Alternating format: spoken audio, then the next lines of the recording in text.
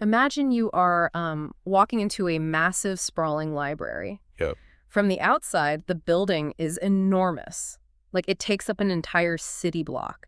You step through the front doors expecting to find rows upon rows of neatly organized bookshelves, clearly labeled sections, and an intuitive catalog system. Right, like a normal library. Exactly. But instead, you see millions of loose pages just floating in the air. Oh, wow. Yeah, they've been ripped out of their bindings, completely disconnected from one another.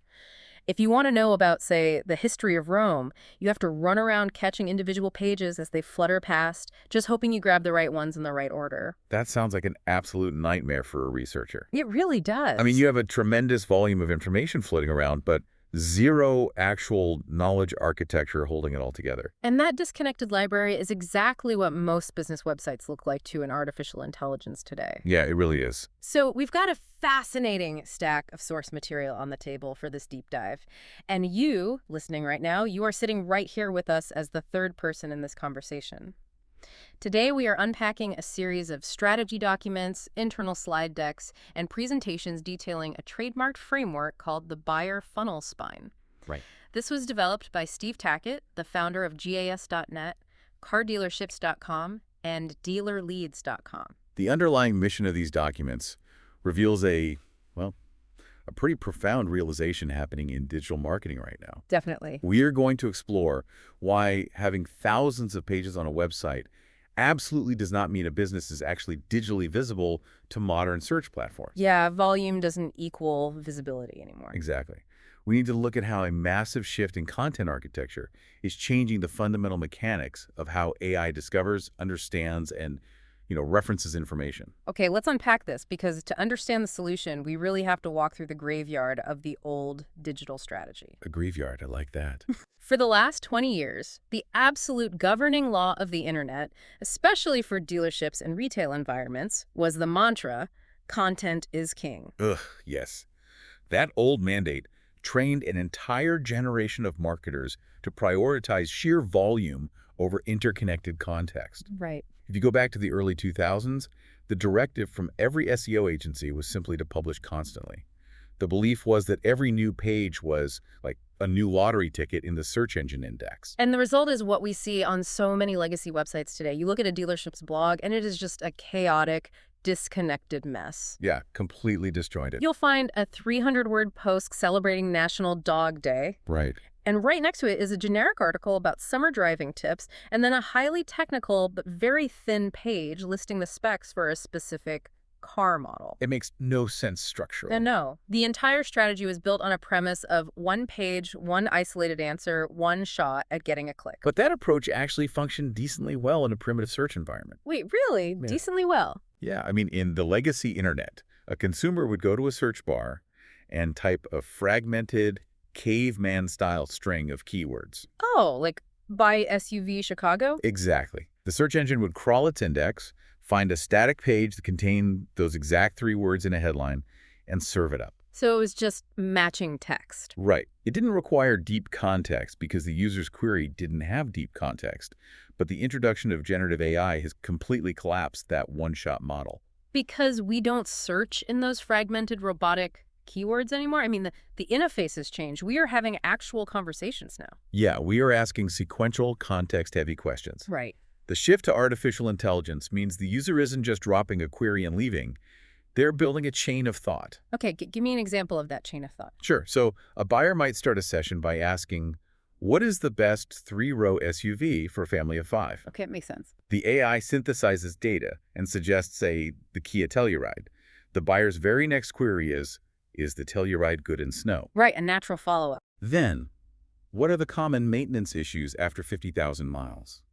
Then, what would my monthly payment be if I trade in a 2018 Honda Accord? So the old SEO method of having one random blog post from 2022 that happens to mention snow driving, that's like throwing a single dart in a pitch black room. That's a perfect way to look at it. You are just praying that the shopper's highly specific, evolving query happens to intersect with the exact wording of your isolated page at the precise millisecond they ask it. Which is incredibly unlikely. Modern AI search requires you to actually turn the lights on. You have to provide a complete, interconnected map of answers so the AI can physically guide the user through every single room of your digital house. And what's fascinating here is how Steve Tackett's framework systematically addresses this structural chaos. Yeah, let's get into the framework. The document introduces a solution that forces a business to completely abandon the classic exhausted marketing question. What should we write about this week? I feel like every marketing team asks that every Monday morning. Right. Instead, it demands a diagnostic approach. They have to ask, which specific phase of the buyer journey are we failing to answer? Which brings us to the core anatomy of this strategy, the buyer funnel spine. Yes, the spine. The biological analogy they use in these documents is brilliant because it forces you to think about interconnected tissue rather than isolated parts. You really have to view your digital presence like the human body. So, the overall automotive buyer funnel, the complete lifespan of the customer relationship, is the spine itself. Correct. And running vertically down that spine, you have the major psychological stages of the buyer journey. Those are the vertebrae. Okay. And attached to those vertebrae are the ribs. Yep. In this framework, the ribs represent the specific topic clusters that answer the hyper-detailed questions a buyer has at that exact stage. That's the architecture, yeah. Now, I have to be honest, when I first read through this biological map, my immediate reaction was a bit skeptical. Yeah. I thought, isn't this just a very fancy, over-engineered way of saying, hey, you should have a good drop-down menu on your website so people can find things? It is an incredibly common misconception, and it is the exact trap that keeps legacy businesses invisible to AI. Okay, why? What's the difference? They confuse visual navigation with semantic clustering. Ah. A well-organized drop-down menu is just a graphical interface. It helps a human hand click a mouse to find a URL. Right, it's for humans. But semantic clustering is about building a comprehensive, machine-readable body of knowledge. The core idea in the slide deck puts it perfectly. A single page answers a single question. Okay. But a semantic cluster answers an entire state of mind. So the AI isn't just looking at the page I am on, it's looking at the invisible webbing, connecting that page to 50 other pages on my site. Precisely. Let's look at the earlier question. Is the Telluride good in snow? Sure. Under the old model, if you didn't have a specific URL titled with that exact question, your site was deemed irrelevant. You lose the click. Right. But under the buyer funnel spine, you don't rely on a single page. You have built a semantic cluster around, let's call it all-weather capability. Oh, I see. That cluster inherently links the mechanical explanations of all-wheel drive to the ground clearance specs of the Telluride to localized content about winter driving in your specific city to the actual vehicle detail page where the car sits in inventory. You haven't just provided an answer, you've provided the entire contextual neighborhood surrounding the answer. Exactly. Here's where it gets really interesting. To understand how these clusters practically apply to a business, the framework maps out 12 specific vertebrae of this spine. 12 very distinct stages. But instead of just reading down a numbered list like a textbook, let's actually trace a single buyer through this architecture. Let's do it. Let's take our family looking for that 3-row SUV. Okay, so their journey begins at the very top of the spine in the discovery phase. Vertebra 1 is awareness. Right. Our family doesn't even know they want to Telluride yet. They just found out they're having twins and their compact car won't fit 3 car seats. So they are asking broad, lifestyle-based questions about cargo space and budget. Exactly. Once they realize they need a midsize SUV, they slide down to Vertebra 2 research. Now they're looking at specific models. Which naturally pushes them into a Vertebra 3 comparison. Oh, this is the classic, pitting the Kia Telluride against the Toyota Highlander and the Honda Pilot. Yeah, the shootout phase. And this is where we hit a critical psychological shift in the buyer, captured perfectly in Vertebra 4 validation. I loved this part of the documents. It's a brilliant point. In the validation stage, buyers aren't looking for reasons to buy the car. They're actively searching for reasons not to buy it. Yeah, they are looking for the catch. Right. They are asking, who shouldn't buy this vehicle? They are digging into safety ratings, rollover risks, and real-world owner complaints to ensure they aren't making a $30,000 mistake. And if the brand survives that scrutiny, the buyer moves into the reality phase. Vertebra 5 is inventory. Right. The abstract research ends here. They need to know, does a dealership within 20 miles of my house actually have a blue one in stock today? Followed immediately by Vertebra 6 finance. What is the out-the-door price? Is a 72-month loan going to bury me in negative equity? Then vertebra 7 is the appointment. Can I test drive it on a Tuesday evening? Yep. And vertebra 8 is the purchase itself, the finalizing of the paperwork, the warranties, the moment they drive off the lot. The transaction. Right. Now, in almost every traditional marketing textbook in the world, this is where the funnel ends. Everyone stops caring right here. Exactly. The wide top has narrowed down to the transaction, the graphic comes to a point, and the marketing department just stops spending money on that person. But the brilliance of the spine analogy is that a spine doesn't taper off into nothing. It supports a complete organism. Yes. After the transaction, the buyer enters the post-purchase loop. Vertebra 9 is ownership. Right. So a month after buying the SUV, they're sitting in their driveway asking their phone, how do I program the garage door opener on this mirror? Or, how do I disable the auto start stop feature? Exactly. A year later, they hit Vertebra 10 service. Why is my tire pressure light flashing when it's cold outside? We've all been there. We have. Then fast forward 3 or 4 years, and we arrive at Vertebra 11 trade-in. The kids are bigger, the lifestyle has changed again. And they are asking, what is the equity in my vehicle right now? Which seamlessly transitions into Vertebra 12 repeat sale. Notice how the architecture forms a continuous life cycle. The closed loop. Stage 12 feeds directly back into Stage 1. The lease is up, the car is traded in, and the buyer is thrust right back into the awareness phase, asking what kind of vehicle they need for the next chapter of their life. This continuous loop exposes a massive vulnerability for businesses, which the source material defines as the invisible gaps. The invisible gaps, right. A consumer is only ever standing on one of those 12 vertebrae at any given moment. And their intent is entirely isolated to that specific vertebra. Yes. The vocabulary a shopper uses when they are trying to figure out their trade-in value looks absolutely nothing like the vocabulary they use during the initial awareness phase. They're speaking two completely different languages. Totally. The documents reveal that the vast majority of dealerships only produce digital content for Stage 5 inventory. Just listing what they have. If your entire digital footprint is just a list of cars currently sitting on your lot, you are entirely invisible to the AI for 11/12ths of the customer's journey. You are functionally absent from the room until the very last second, just hoping the buyer stumbles over you when they finally search for inventory. It's a terrible strategy. But knowing you have missing vertebrae is only half the battle. You can have a perfectly aligned skeleton, but a skeleton is totally useless if it doesn't have muscle and a nervous system to animate it. Right, it can't move. This leads to Talkett's major structural breakthrough in the text. Having the content categories mapped out wasn't enough to trigger AI visibility on its own. The spine required 3 specific engines to power it. And this is where we see the strategic integration of Talkett's 3 companies, GAS.net, CarDealerships.com, and DealerLeads.com. Oh, so? Well, they discovered that to create a digital knowledge ecosystem that AI actually trusts, you have to marry different types of data.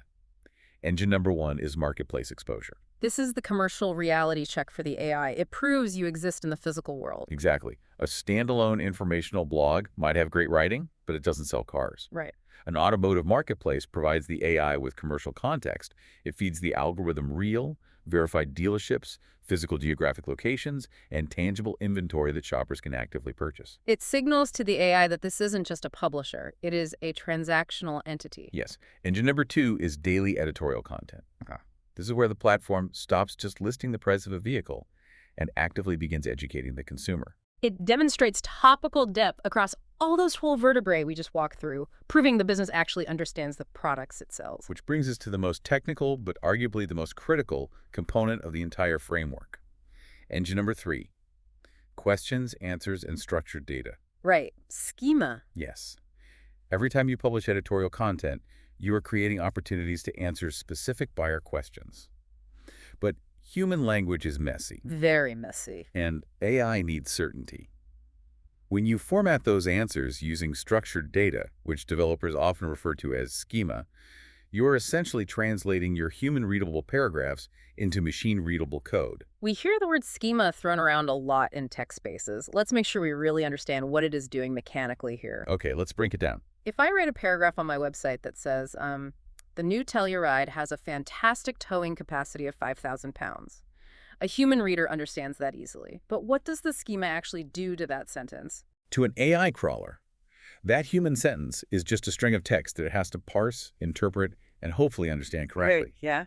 Schema removes the guesswork. It is a piece of invisible code wrapped around that text that explicitly tells the machine exactly what the data is. Oh, okay. Instead of reading a paragraph, the AI reads a coded tag that essentially says, vehicle feature, towing capacity equals value, 5,000 pounds. Wow, that's incredibly direct. It categorizes the information instantly. It transforms unstructured text into a highly organized database query. Okay, I want to try an analogy here to visualize how these three engines interact, because seeing them as separate pieces just doesn't do justice to the framework. Go for it. Let's imagine the dealership is a massive physical superstore. Okay. Engine 1, the marketplace exposure, is the physical building itself with the giant sign out front and the actual products sitting on the shelves. It proves to the world that you have the goods. I follow you. Engine 2, the editorial content, is like having a team of highly educated, articulate salespeople walking the floor.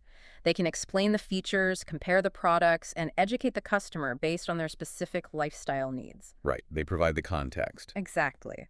And Engine 3, the structured data, is the digital map and directory you hand to an AI robot at the front door. Yes. The robot doesn't speak English the way we do, but because you handed it this perfectly structured, coded directory, it can flawlessly navigate the store, instantly access everything the salespeople know, pinpoint where every product is located, and report all of that seamlessly back to the consumer who sent the robot in the first place. That analogy perfectly captures the synergy required here.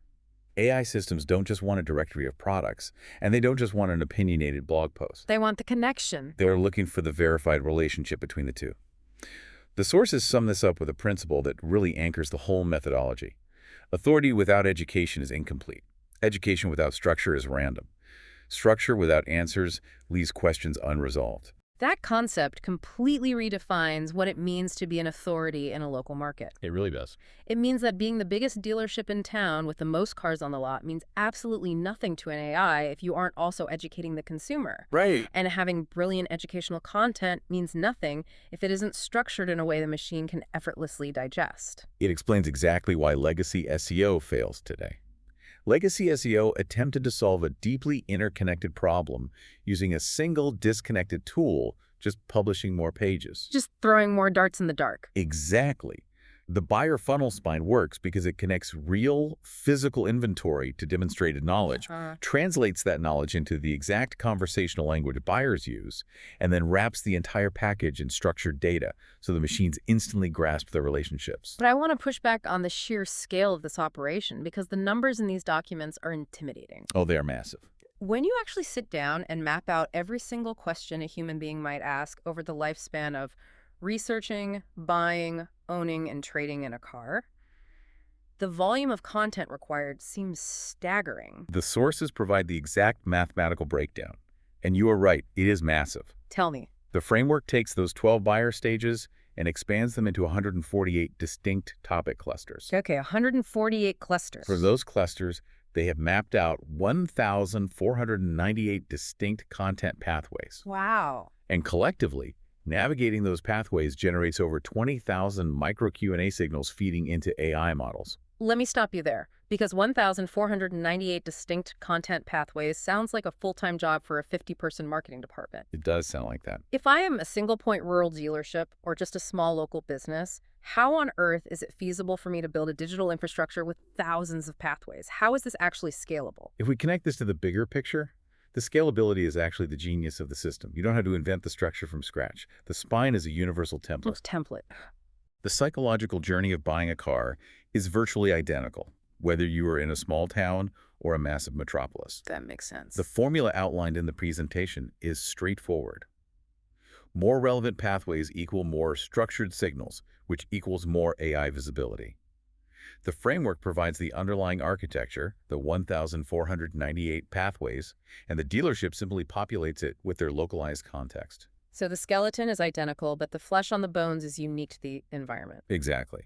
An all-wheel drive capability pathway for a dealership in snowy mountainous Colorado is going to feature very different localized advice, imagery, and inventory than the exact same structural pathway for a dealership in sunny flat Florida. Right. The machine-readable schema is the same, but the localized expertise makes it unique and relevant to the AI querying that specific geographic area.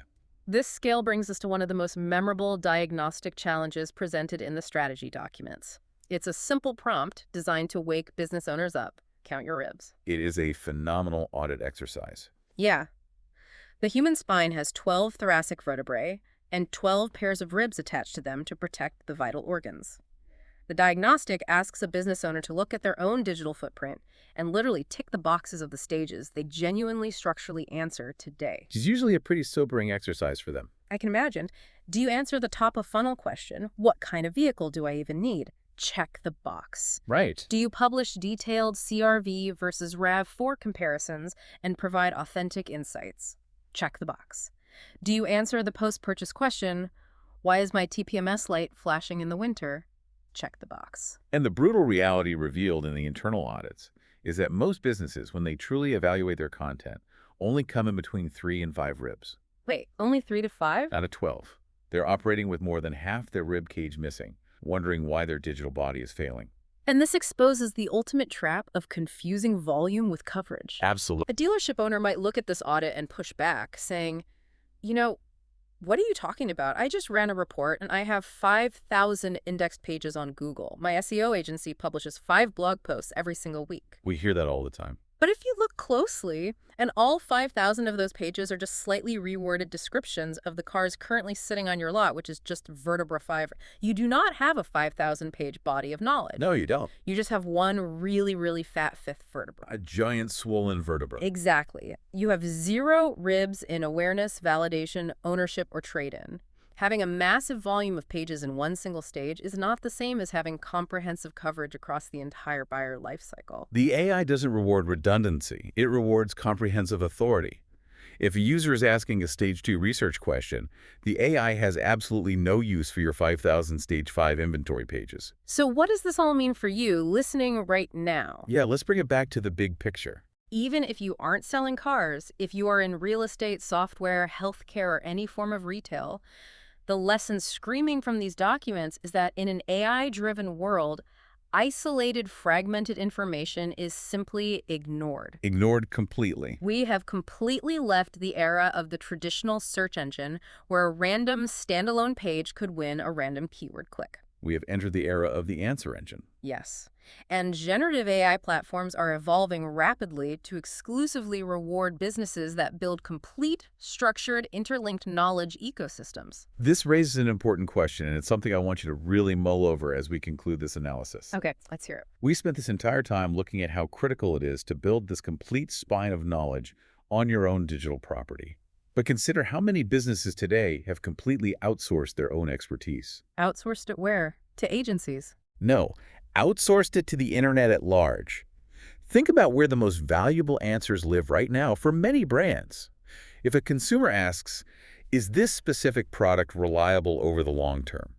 A staggering number of businesses rely entirely on third-party review sites or Reddit threads to answer that. Oh, right. If someone asks about the detailed history, the manufacturing process, or the technical specifications of a product, the brand just assumes Wikipedia will handle it. They don't host the answers themselves? They are perfectly content-letting aggregate platforms, public forums, and third-party hubs hold all the rich semantic knowledge about their own offerings. Because in the old internet, as long as the customer eventually clicked the link to buy from you, it didn't really matter if they read the review on a different website first. Precisely. But the paradigm has shifted. Yeah. If AI systems are now aggressively hunting for complete interconnected bodies of knowledge to formulate their answers, well, what happens to the business that has outsourced all its knowledge? They become invisible.